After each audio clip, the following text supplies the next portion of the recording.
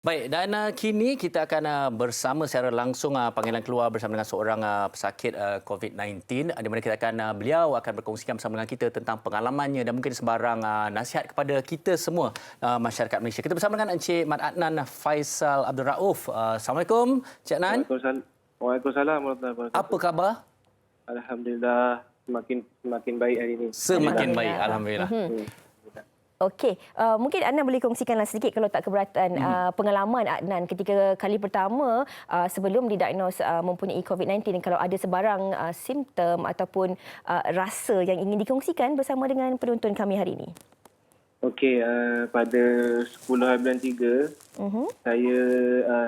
saya demam panas. Saya demam panas.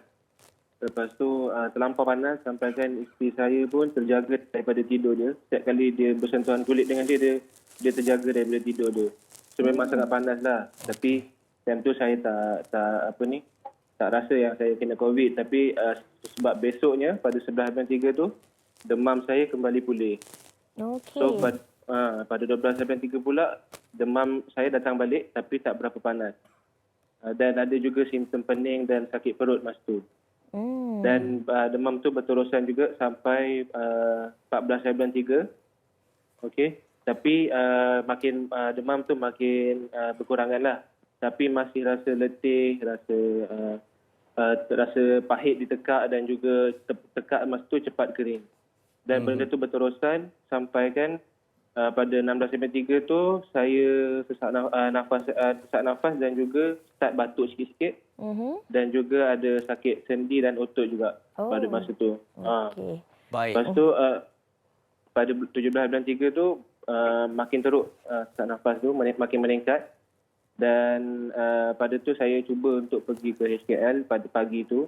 Tapi masa tu kami tak tahu lagi yang kami ada kontak dengan orang positif. So jadi saya cuba sebab saya rasa memang saya ada semua simptom-simptom tu. Jadi bila saya pergi saya tak boleh untuk jalani screening sebabnya dia mesti ada kriteria yang ditetapkan oleh KKM untuk buat screening. Okey. So mesti ada kontak dengan orang positif dulu baru kita boleh, walaupun kita ada simptom tapi kita kena ada kontak boleh buat screening. Alright, okey. Okey, kemudian macam mana pula boleh tahu ada kontak Terkena jangkitan tu. Okey, lepas tu selang beberapa hari tu, selang beberapa jam lepas saya balik daripada HKL tu, ayah saya call. Pada pukul 10 macam tu, 17.93 ayah saya call. Cakap ada ada sepupu dia yang itu datang ke majlis nikah abang saya. Dia kata dia positif COVID. Tapi baru dapat tahu dia dah positif lama, tapi kita orang baru dapat tahu berita tu.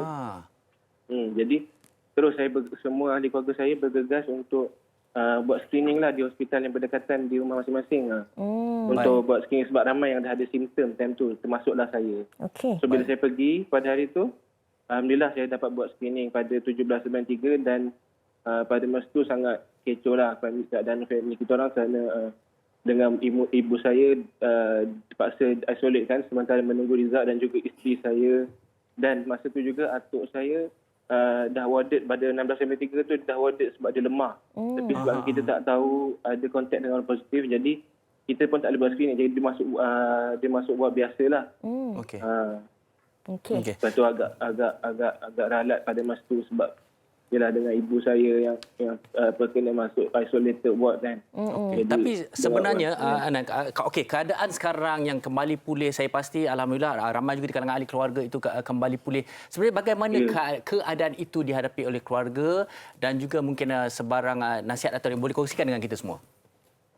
Okey, yang penting sekali setiap ahli keluarga kena main peranan yang penting, iaitu kita perlu bekerjasama lah. Sekarang ni kita dah disyaki positif. Jadi setiap family perlu bagi kerjasama, bagi semangat. Siapa yang negatif tu tolong bagi semangat kepada positif. Jangan jangan timbulkan perspektif negatif terhadap orang ahli keluarga yang dah positif. Setuju? Okey, dan juga yang kepada yang positif juga kita membantu KKM dalam membuat history tracing kepada siapa-siapa yang kita berjumpa sebelum ni ada direct contact dengan kita bantu mereka 100% sebab benda ni sangat penting untuk mengelakkan benda ni lebih menular dalam rakyat Malaysia. Okey. Baik. Anan, sedikit mungkin pesanan kepada seluruh rakyat Malaysia. Bagaimana sebenarnya semua orang harus memainkan peranan dalam menjalankan tanggungjawab. Tanggungjawab kepada diri sendiri, tanggungjawab kepada orang yang sekeliling. Kalau kita rasa mungkin kita adalah orang itu yang ada simptomnya ataupun ada kontak dengan mereka yang positif sebelum ini, apa sebenarnya yang perlu kita lakukan bagi mengelakkan daripada terus perkara ini menular?